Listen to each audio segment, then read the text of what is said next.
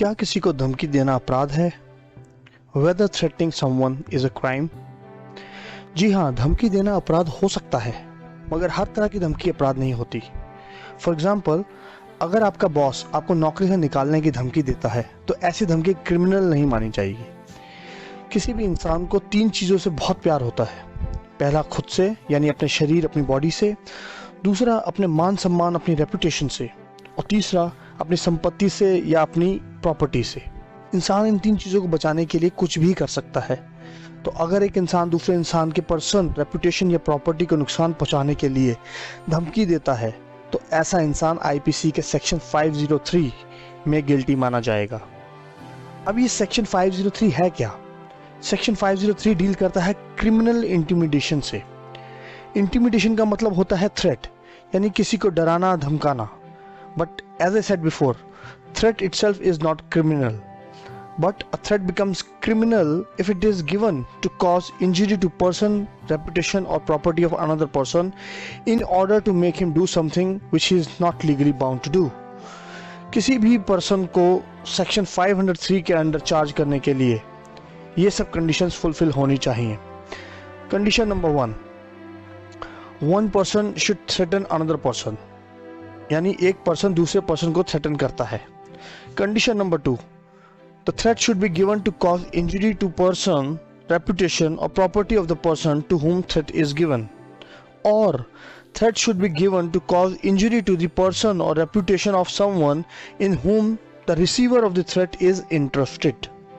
इसका मतलब यह है कि धमकी देने वाला धमकी मिलने वाले की पर्सन, प्रॉपर्टी या रेपुटेशन को इंजरी पहुंचाने की धमकी देता है, या फिर किसी ऐसे व्यक्ति की पर्सन या रेपुटेशन को इंजरी पहुंचाने की धमकी देता है जिसमें धमकी मिलने वाला पर्सन इंटरेस्टेड हो।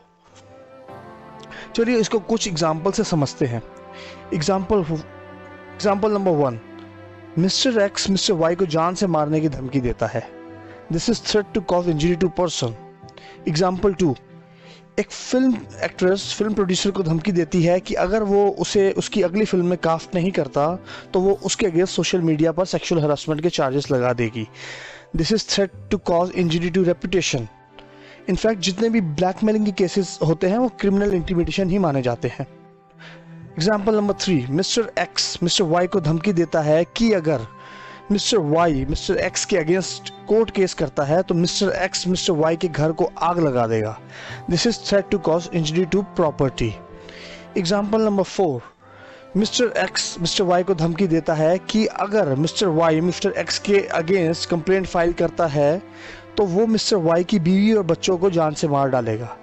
तो ये भी क्रिमिनल इंटिमिडेशन मानी जाएगी। हालांकि धमकी देने वाला मिस्टर वाई को मारने की धमकी नहीं दे रहा, पर वो ऐसे इंसान को मारने की धमकी दे रहा है जिसमें मिस्टर वाई इंटरेस्टेड है, जैसे कि मिस्टर वाई का इंटरेस्ट उसकी वाइफ और उसके बच्चों की वेलबींग में होगा। So the threat should be given either to cause injury to the person, reputation and property of the receiver of the threat, or the threat should be given to cause injury to person or reputation of someone in whom receiver of threat is interested. तो याद रखिए, when it comes to injuring someone in whom receiver of threat is interested, then the threat have to be to cause injury only to person or reputation of that person and not the property. For example, अगर mister X mister Y को threaten करता है कि अगर mister Y ने mister X के against police complaint file करी तो वो मिस्टर वाई के सन का घर जला देगा, तो ये क्रिमिनल इंटिमिडेशन नहीं होगा, क्योंकि यहाँ मिस्टर वाई के सन की प्रॉपर्टी को इंजरी पहुंचाने की थ्रेट है and not the threat to cause injury to the person और reputation of such person. So again, condition number 1 थी that one person should threaten another person. Condition number 2 थी that the threat should be given either to cause injury to the person, reputation or property of the person to whom threat is given, or threat should be given to cause injury to the person or reputation of someone in whom the receiver of the threat is interested. Now the third and last condition talks about the purpose of criminal intimidation. यानी threat देने का purpose क्या होना चाहिए, क्यों कोई person किसी दूसरे के पर्सन, रेपुटेशन या प्रॉपर्टी को नुकसान पहुंचाना चाहता है, क्या वजह है। तो 3 वजह हो सकती हैं इसकी। पहली, to cause alarm to that person to whom threat is given, यानी थ्रेट देने का पर्पस किसी को डराना धमकाना हो सकता है। Second, to cause someone to do something which he is not legally bound to do। यानी धमकी का पर्पस किसी को कुछ ऐसा करने के लिए मजबूर करना हो जिसे करने के लिए वो लीगली बाउंड ना हो। फॉर एग्जाम्पल, मिस्टर ए ने मिस्टर बी को धमकी दी कि अगर मिस्टर बी उसे अपनी कार नहीं बेचता तो वो मिस्टर बी की कार को आग लगा देगा। अब यहाँ मिस्टर ए मिस्टर बी को अपनी कार सेल करने के लिए मजबूर कर रहा है, जबकि mister B is not legally bound to sell his car to mister A. Third, to omit something which he is legally entitled to do, यानी कुछ ऐसा ना करने के लिए मजबूर करना जिसे करने के लिए वो लीगली एंटाइटल्ड हो। For example, X is a judge of a criminal court. Y threatens X to kill him if he sentences Y's friend to jail. This will amount to criminal intimidation, as the threat is given to cause injury to person and with the purpose of causing X to omit something which he is legally bound to do. A judge is legally bound to sentence a person to jail if such person is found guilty under the trial. So if someone threatens him to prevent him from doing so, he will be guilty of criminal intimidation. Hope this is clear. अब देखने में ऐसा लगता है कि criminal intimidation is same as the offense of extortion. But अगर आप ध्यान से दोनों ऑफेंसेस को देखें तो आपको दोनों में डिफरेंस पता चल जाएगा। डिफरेंस है पर्पस का, ऑब्जेक्टिव का। एक्सटॉर्शन में धमकी देने का ऑब्जेक्टिव होता है टू ऑब्टेन मनी और मनीज वर्थ, यानी कि धमकी देकर पैसा लेना, जबकि क्रिमिनल इंटिमिडेशन में थ्रेट का ऑब्जेक्टिव होता है किसी को डराना या फिर किसी से कुछ करवाना which he is not legally bound to do, या फिर किसी को कुछ ऐसा करने से रोकना which he is legally bound to do, which he is legally entitled to do. Now a question for you. Mr. A threatens Mr. B to cause injury to the reputation of Mr. B's father, who is now dead. Mr. A Mr. B के पिता जो कि मर चुके हैं, उनकी reputation खराब करने की धमकी Mr. A को देता है। So the question is, does threatening to cause injury to the reputation of a dead person amount to criminal intimidation? क्या किसी मरे हुए व्यक्ति की रेपुटेशन को इंजरी पहुंचाना क्रिमिनल इंटिमिडेशन है? Well, the answer is yes.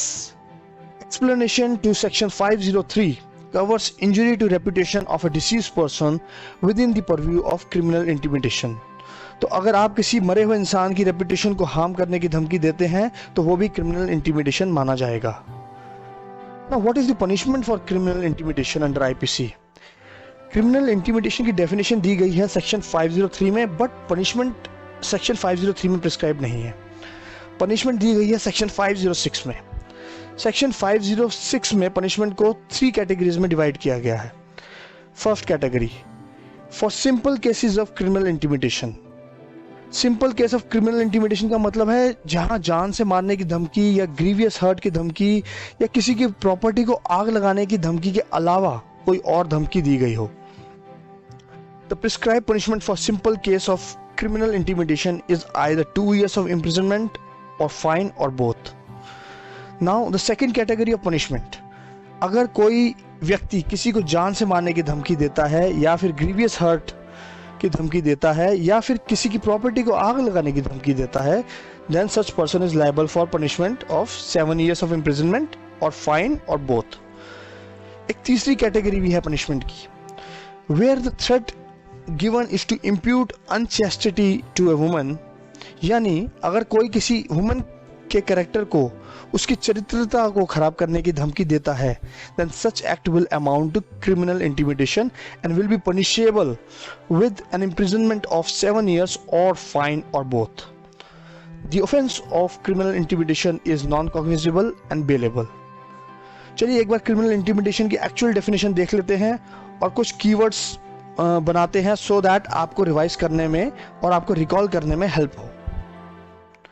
So this is the definition of criminal intimidation and the keywords will be threat, injury, person, reputation, property, threat receiver or any person threat receiver is interested in, cause alarm, make someone do or omit something. Yeah, so there are 6 keywords. So when next time you will look at these keywords, you will easily recall what criminal intimidation is all about.